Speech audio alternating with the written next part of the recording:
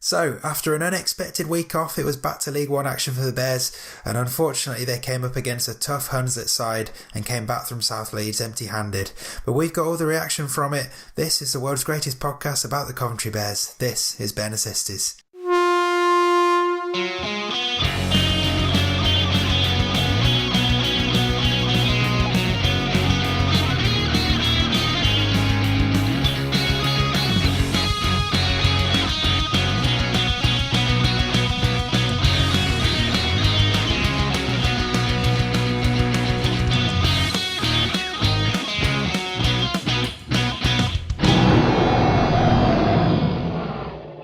Yes, welcome to Bears Necessities, your favourite podcast all about Coventry Bears.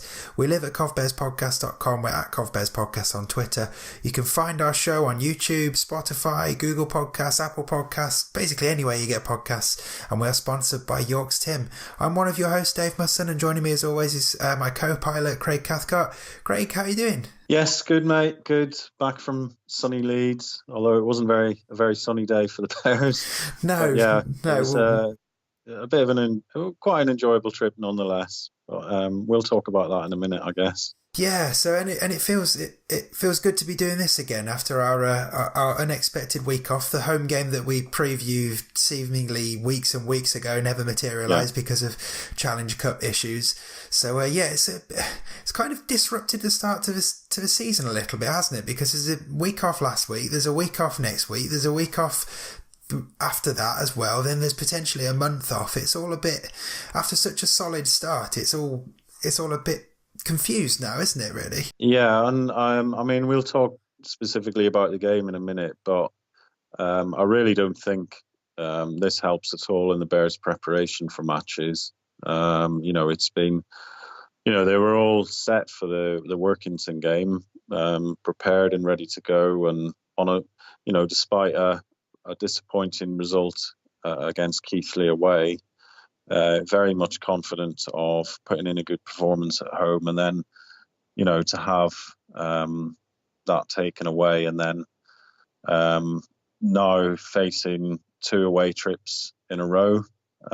Next home game's not for just under 4 weeks away, so it's very hard to build momentum, not just from a playing point of view, but from the point of view of trying to plan ahead for promoting home games and getting the fans interested and everything else. So yeah, well, fans might have seen Bears chairman Alan Robinson on Twitter making that exact point, like you say, not just for the team to prepare, but from just a point of view of running a business. Not by the time the Bears play at home again, it's going to be 8 weeks since there was a home game, and it's like you say, it's really difficult to build any momentum in a city where there is so much competition for attention when it comes to sport. The Bears had started so well, it was almost primed for them to maybe capture a new audience, particularly as the rugby union season is winding down now, and then to have such a long gap and for it to be so disjointed, it feels really unfair. I'm sure a lot of it is just the random fall of the fixture list and factors out of the club's control, but it doesn't feel like there's being many bones thrown in the Bears' direction to help. And the Workington game was on St. Patrick's Day. There was going to be lots of promotion around that to try and get people through the gate. At St. Patrick's Day out watching the Bears. It was cancelled that late on. Things like the programme and other things were starting to be got ready. So, the Bears will be out of pocket for that. And as I say, missed the opportunity to heavily promote a St. Patrick's Day match as well. So, yeah, a bit disappointing. And I think the players as well they were raring to go and wanting to get the Keighley game out of their system. An opportunity to have a home game to put things right. So, yeah, not great at all. It was out of the Bears' control. The Bears last year had a game against West Wales, which was cancelled and had to be played later on the season due to adverse weather as well. So it does happen. But I think the main issue is around the disjointed nature of the league this year, mainly because of Hemel dropping out late on and making it an 11-team league. Looking back now, that decision to cut the team from 14 team or the league from 14 teams to 12 seems like a poor decision at this point, because it's really affected the structure of the league and the way that the games and the fixtures have turned out. And it gives real weight to all of those arguments about shifting the Challenge Cup to the start of the season and just doing that at the start of the year, be it have the Challenge Cup as a pre-season tournament, get that done, dusted, and then start the league season and have a clear run, doesn't it? Because the reason the Bears don't have a game for us to preview this week is because they fell at the first hurdle in the Challenge Cup, so it's a weekend off for the Challenge Cup, and then there's another weekend off for the Challenge Cup at some point very soon as well, just to try and squeeze all of those early rounds in. And then if it's anything like last year, there'll be another 9-week gap between the quarterfinals and semi-finals anyway. So it's almost as if the game is a bit disorganised at the moment. Who'd have thought it?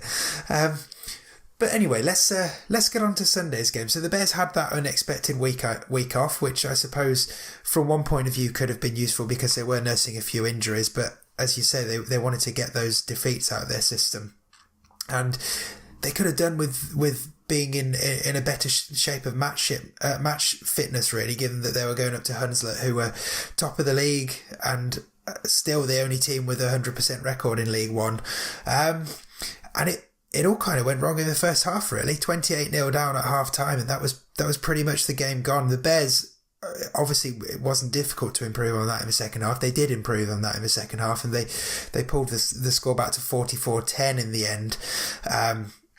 A try from Kieran Sherratt and another one from, is it David Peterson? Yes, David Peterson, who's one of the dual reg players who came in. Now, Craig, I know you went up to the game. I'll get your thoughts on it in a moment. But first, you did catch up with Bears head coach Tom Tsang after the game, and this is what he had to say. So, Tom, a bit of a game of two halves, too much of a mountain to climb after the first half. Much improved in the second, though?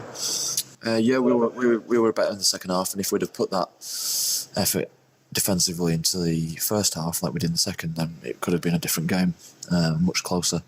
I thought Hunslet were exactly what we thought they were going to be. They're a very big pack. They like to bump and offload. So we've picked that up on the video, and we trained this week and last week to work to stop the offload. But we weren't able to do that. And also, I've noticed that Hunslet, they don't have to kick out their end too much because they win penalties coming away from their line because the big guys find the floor and then fight to get up, and they win penalties that way. And that again was what happened. We gave away, I think, 6-7 penalties in the first half. Releasing the pressure, not making, so they were just straight away in the attack every time they had the break. So it was disappointing because we knew exactly what was coming. We just weren't able to stop it.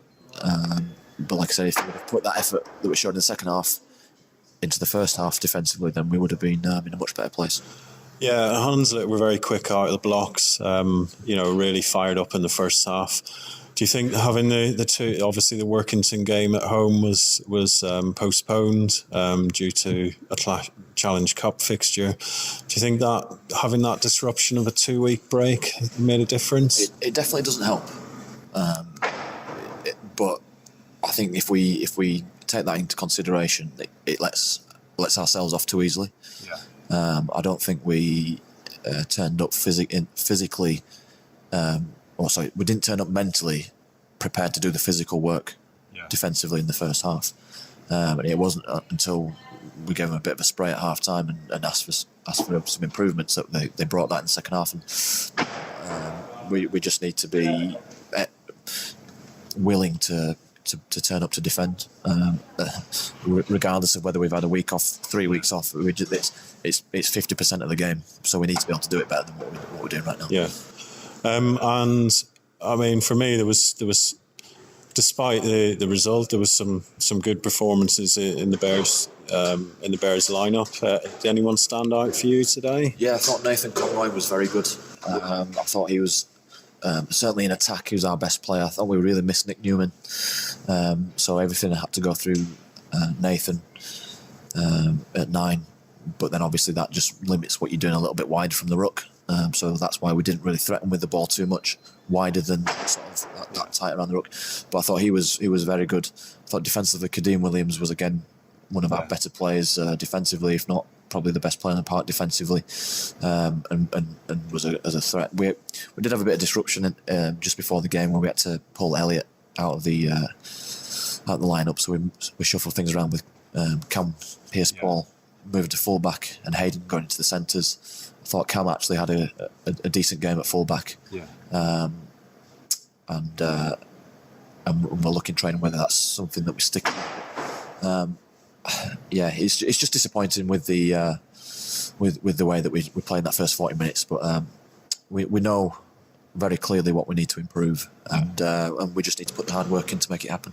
Yeah, for me, I mean, the second half was probably more certainly around my expectations of how the Bears were going to perform and going to play, and I guess it's better to have a good second half than a good first half and then letting the other team off the hook in the second half. So I'm sure there'll be positives that you can take from that heading into the game against Doncaster in a couple of weeks. There definitely are positives, and we've had a couple of big losses now back to back, and we are leaking points, but we know that there's some really clear examples of when we're doing good process defensively and we're working hard and we're doing the right things. There's some really clear examples from the last few games, and when we're doing that, it's been successful. The problem is we're not doing that consistently across 80 minutes, and I feel like there's the players are, whether it's just a lack of experience or just a wanting to take a little bit of a shortcut from time to time and just dropping off, just fully completing the circle with some of the process, which means that the opposition can just take advantage. So we need to just make sure that we're really, really thorough with what we do defensively, and we'll make sure that that's a focus for us for the next sort of 2 weeks, because we've got another weekend off upcoming. So we'll really focus on our defensive side of the ball, because when you're defending well, it gives confidence to your attack. So we really need to improve that.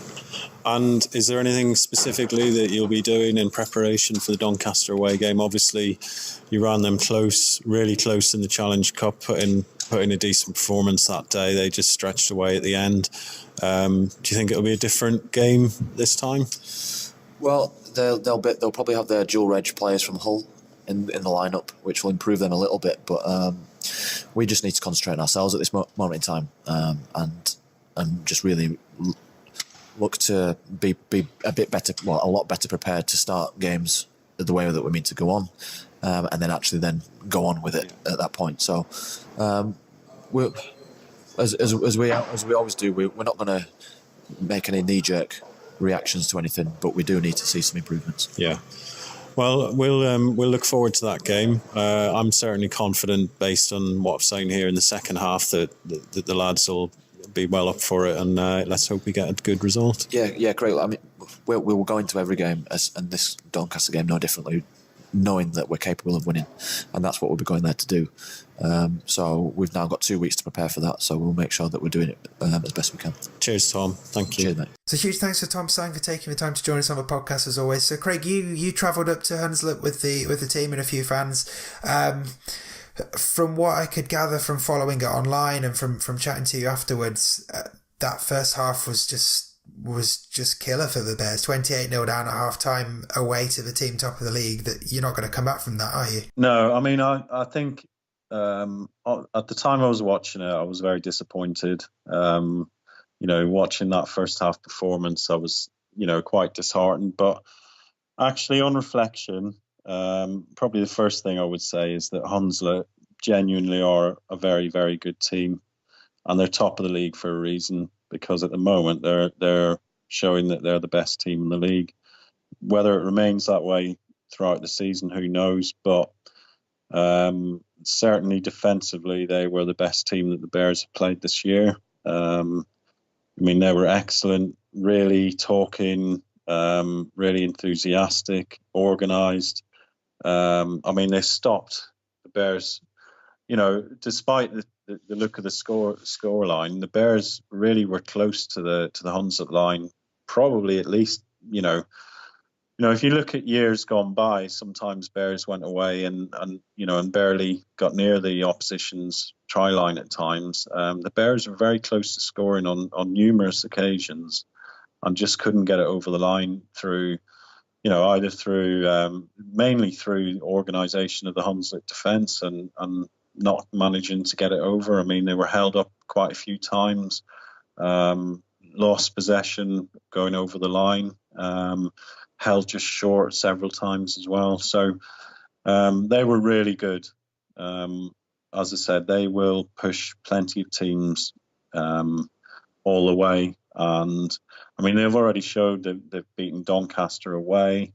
They're definitely going to be up there come the end of the season, I would say. And it's a real turnaround from the Hunslet side that we saw at the last game of last season. I mean, they looked spent on that last game of last season, and the Bears completely dominated them. So a credit to Hunslet for turning it around in the off season and really attacking this year with a sort of a fired up mentality about them. I mean, they've got as long as they keep their squad together, they've got a very good chance of they'll certainly be in the playoffs, I would have thought, and have a good chance of promotion. I mean, they've got a massive pack, really big pack, which builds a platform for their backs.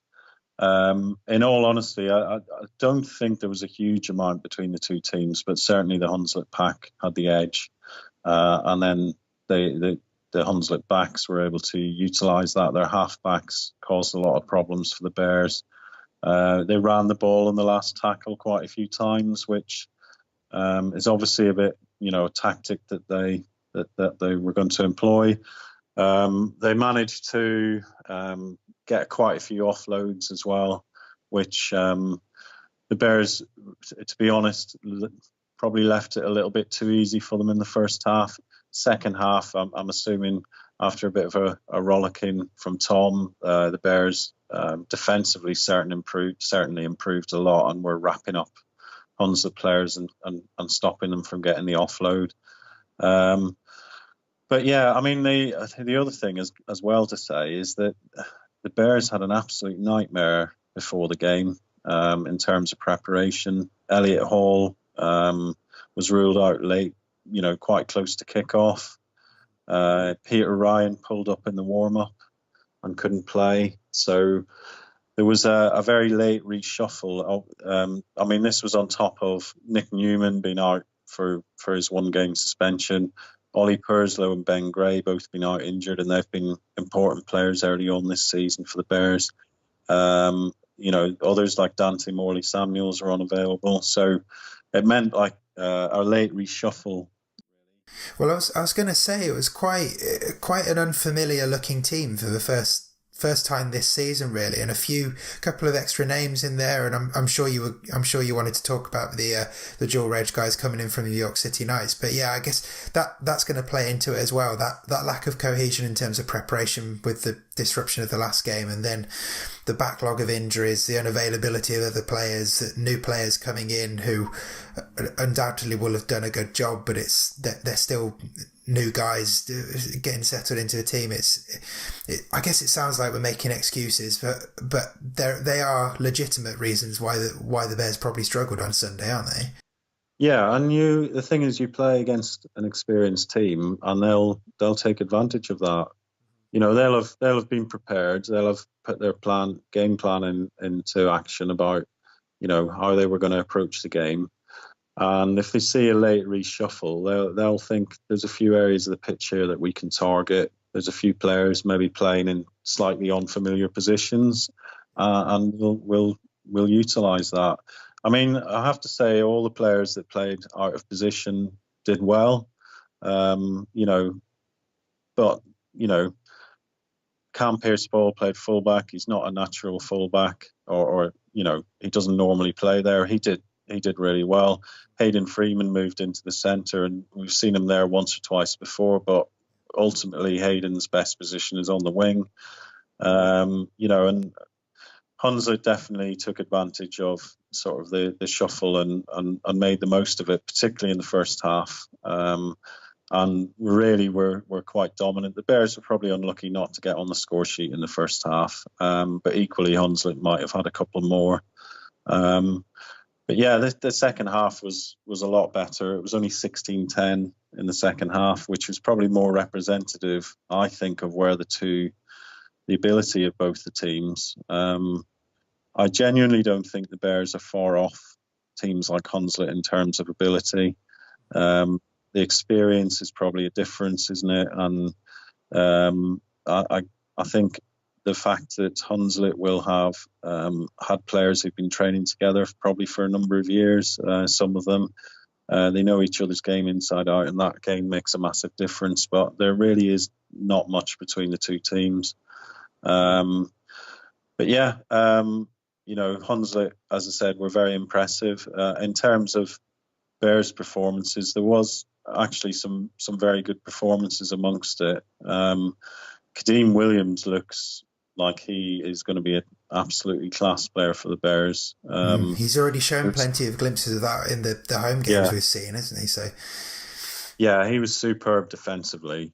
He was genuinely superb defensively, putting in massive hits, wrapping people up, putting people on their back. He's really strong. And he was good in attack as well, made a number of carries. Reece Rance as well made a number of carries from the wing. I mean, he really is a good ball carrier. He's really, really good, really willing runner. Nathan Conroy was excellent again. I mean, he, particularly in the second half, he was brilliant. I mean, on the evidence that we've seen, I think he's definitely one of the best hookers in League One. He's our James Roby, isn't he? He's just missed a 9 out of 10 every week. No doubt. Yeah, he's class. He's so quick. His distribution is brilliant. His kicking game as well is good. And he just seizes on any opportunity to make extra yards. Which is exactly what the Bears have been lacking over the last couple of years, is that spark, that nous in and around the play of the ball. It's great they've been able to bring somebody in. Yeah, so obviously there are a few unfamiliar names in the lineup. There's a couple of dual reg agreements going on there. One that's quite well publicised with the York City Knights, which is obviously a very good relationship between the Bears and the Knights there, and some other players coming in from other clubs as well. So how did those dual reg guys get on Sunday, Craig? Yeah, so we had David Peterson and Marcus Stock from York City Knights. I think, in honesty, York are probably the perfect club to have a dual reg agreement with. They played in League One last year. They were in League One for a few years before that. They've obviously been promoted to the Championship. David Flatman, who's the CEO at York, knows Alan Robinson really well from University Rugby League days. So, I'm pretty certain that any players they put forward on dual reg, they will look at their suitability to fit into the Bears team and the Bears way of playing and the Bears way of training. But in terms of performance, both guys did brilliantly. David Peterson scored on his debut for the Bears. Marcus Stock was great, I thought. Really strong runner, good athlete.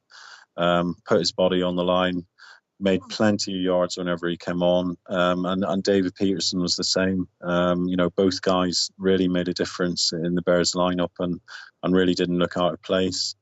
In terms of the two Dewsbury guys, I mean, again, I think Dewsbury again is probably a good club to. I mean, Jacob Thomas and Toby Richardson have come in on loans, 1 month loans. Lee Greenwood is actually the head coach at Dewsbury, and he used to coach at All Goals. So again, he knows League One. He knows the types of players that are suited to League One, and he's likely to recommend players that will certainly fit into the Bears lineup.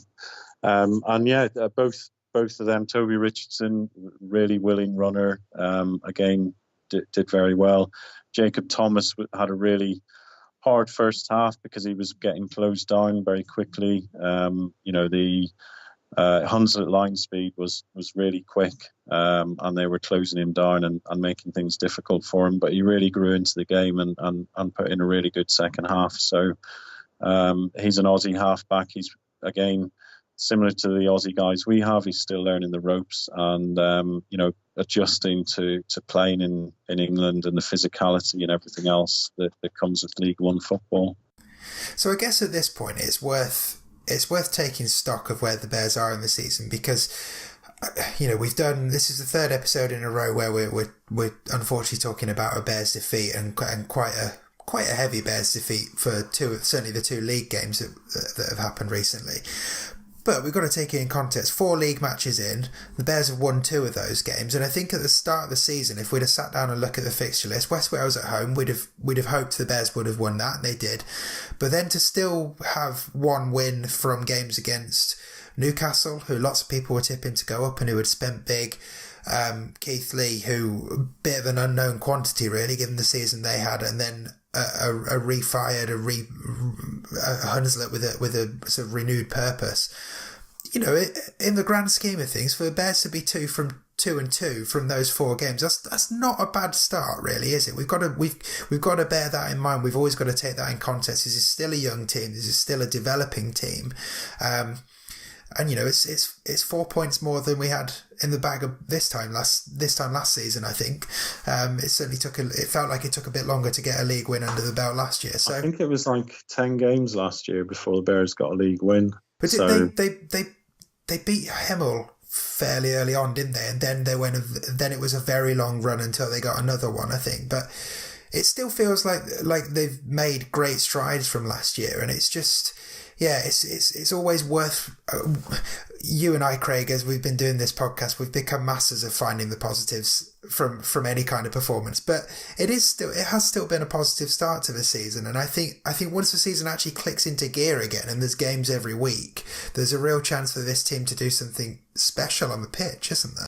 Yeah, and the thing is, though, 44-10, but it's a much better performance and closer than in previous seasons away at Hunslet. I mean, I think the last 2 seasons the Bears have had 50, 60 points put on them at Hunslet. And certainly it was a much closer game, and the Bears are certainly more competitive than previous years. I think the away games Bears are always going to struggle on some of these away matches. Going away to these historic clubs who have fans behind them, they're playing at their own home ground, particularly early on in the season when they got their strongest lineups available. But the Bears will certainly equally pick up points at home. And so far they've won both their home games, lost both their away games. So I expect the Bears will win most of their home games, and certainly I will be expecting 1 or 2 good results away from home as well. Definitely.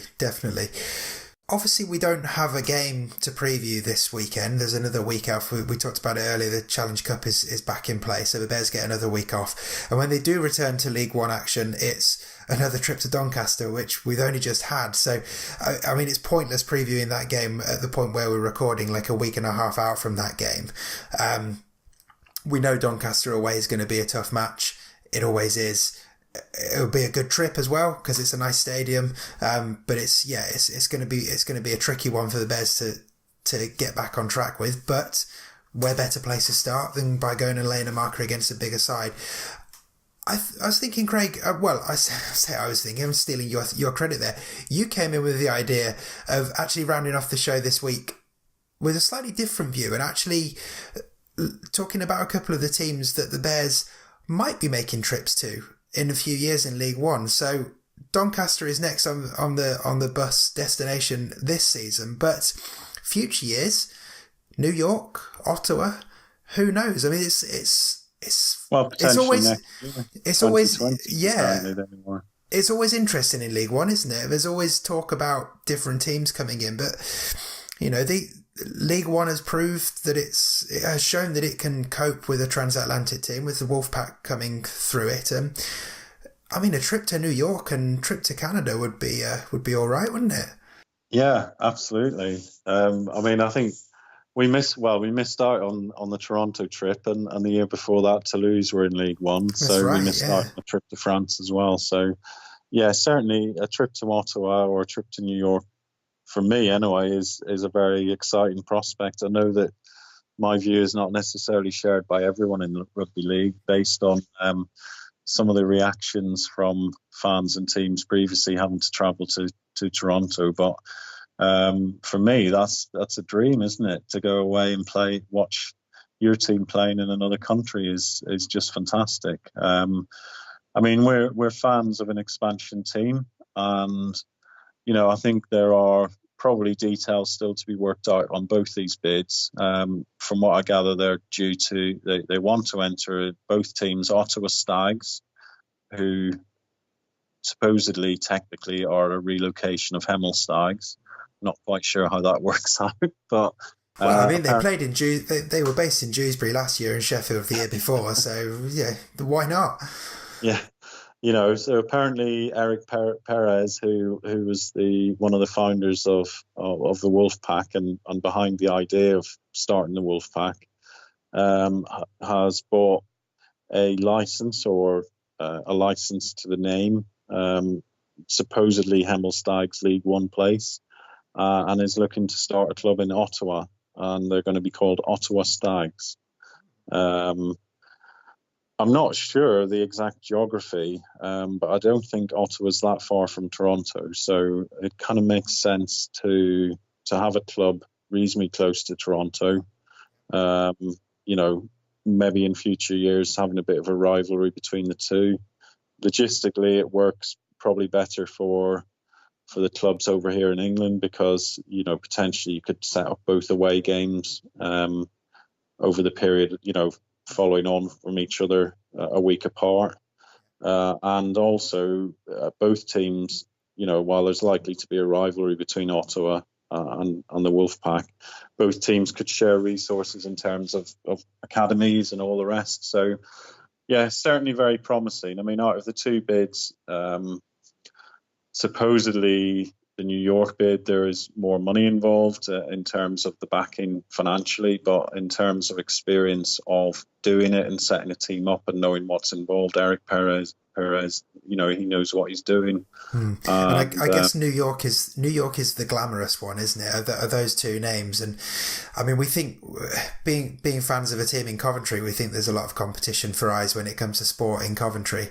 I mean, that's a whole different kettle of fish in New York. I mean, there's just competition for attention for everything there. But it would be fascinating to see Coventry and Hunslet and West Wales Raiders travelling over to New York to play a game of rugby league. It would be Wolfpack. It would be like the Wolfpack experience on steroids almost, going to the Big Apple. Just mind-boggling, but really exciting as well. I mean, you acknowledged it. We're fans of an expansion team. We're going to be fans of expansion.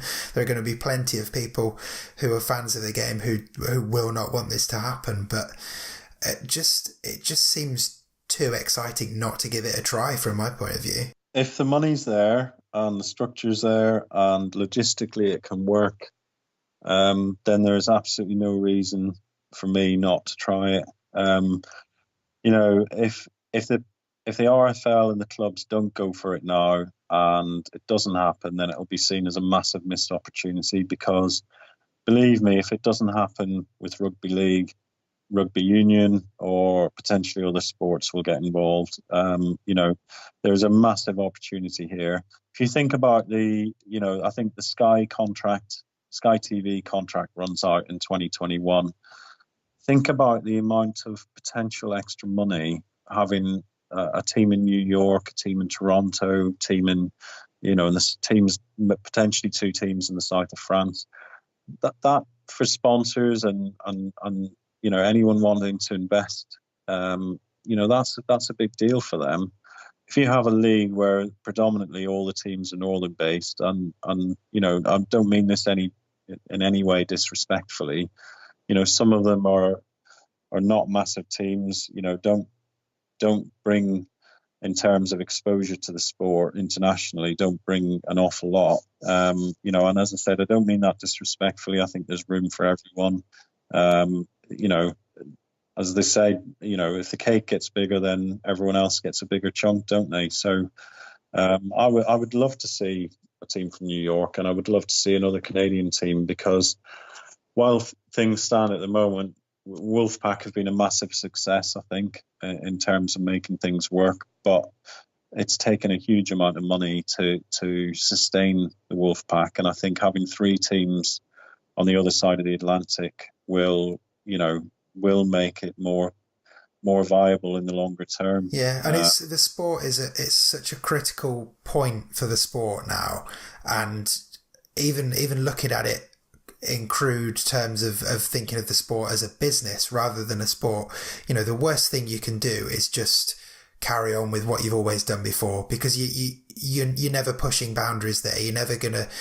Yes, there is a risk involved, but like you were just saying, the payoff is potentially huge. And Wolfpack, there's been a lot of money behind the Wolfpack, but they've brought a lot of money to the game as well. They've brought a lot of new fans to the game. They've brought a new brand to the game. They've brought a way of marketing themselves and matches.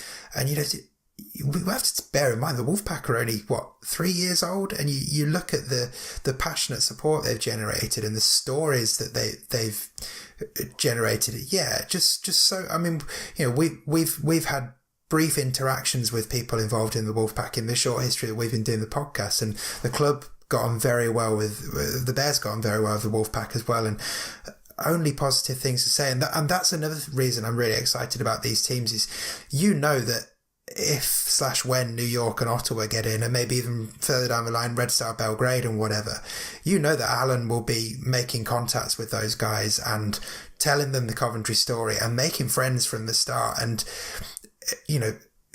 another 10 years, it's going to be no bad thing at all for the Bears to be able to have the likes of the Wolfpack and New York and all these other big teams in their contacts book, and as people who open up to dual reg agreements and just helping spread the word about the Bears even further as the game spreads. So I think it's a really pivotal moment for the sport, and like you say, I think it's now or never really. Because I agree with you. Rugby union will just look at anything that gets missed here and go, well, we'll have some of that. Thank you very much. Yeah.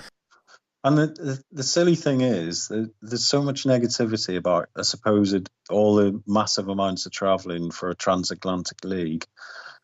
Look how far West Wales have to travel to get to, say, Whitehaven.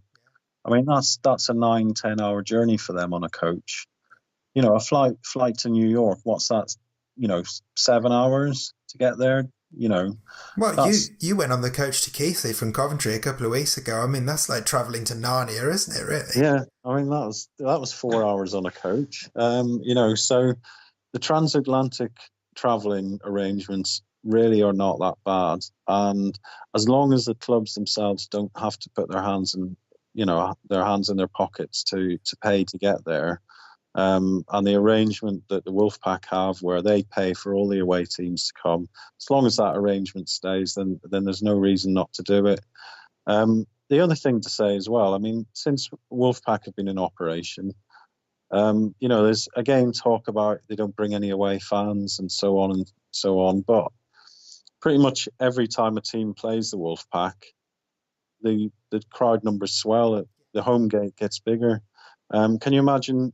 A game, how good it would be to market a game, Coventry against New York. Oh, it'd be amazing. The interest would be massive. I could see the Butts Park Arena being absolutely full. Just, it's going to be a mixture, obviously, of curious onlookers and other people wanting to see what this new team's all about. But, it's a massive opportunity, and I'd love to see it. And we know of at least a couple of American guys who come and watch the Bears on a regular basis, so I'm sure they'd love it as well. And have the national anthems played before the games. It would be terrific. I mean, you and I talking about this to each other, we're each preaching to the converted, really. We're desperate to see this happen, and not just because we might be able to wangle a trip to New York for the sake of our little podcast, but I think as we've covered, I think it's the game would be shooting itself in the foot if they didn't give this a go. And I think it's got the potential to be really, really exciting. And it'd be nice to have some more positive vibes about this sport and just spread the game and and stop it just becoming this. I don't want to say minority sport, but it kind of is in many ways. I mean, it's certainly in danger of just fencing itself off and becoming a regional sport, and that would be a real shame. So fingers crossed that this time next year we're talking about trips to Ottawa and New York, as well as trips to Doncaster and Hunslet, which are of equal value and equal excitement. Yeah, it's absolutely taking nothing away from the existing clubs that are in the game.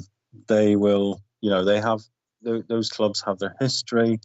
They are part of the communities where they are. And more money flowing into the game is only good for everyone. It's not going to take anything away from those clubs. And, potentially rugby league can be a massive transatlantic sport with, as you've mentioned, other cities. There's the likes of Red Star and other places, Dublin, other cities who are looking at this thinking we'd love to be involved as well. And, it could be a massive turning point for the sport, and I really hope the clubs will support it, and the RFL do as well. And anything that stops clubs basing their financial planning on teams bringing away fans is also a very, very good thing. But that's probably where we should leave it for now. We will be back in 2 weeks because, as we mentioned, there's no game this weekend. So go off and enjoy the Challenge Cup. Maybe pick a team and see who you fancy following. I think it's Keighley Cougars against Bradford Bulls is on the Our League app, if memory serves me correctly. That's going to be a huge game, isn't it? That will be tasty. Through the park, yeah. That is definitely one worth watching. They're only a few miles apart. There's long-standing rivalries there, and there's the resurgence of the Cougars as well. They're a division apart, but I think it's going to be a close game. Yeah, fascinating stuff. And it's the Challenge Cup, which is great. Everyone loves the magic of the cup so much I can't even say it properly. Craig, let's get out of here because I'm losing the ability to speak. We live at covbearspodcast.com. We're at Covbears Podcast on Twitter. We're sponsored by York's Tim. You can find us wherever you find podcasts, and you can find us on YouTube as well. Do subscribe, tell a friend, all of that stuff. We'll be back in 2 weeks. Craig, cracking stuff as always, and I will speak to you soon. Cheers, mate. Thanks.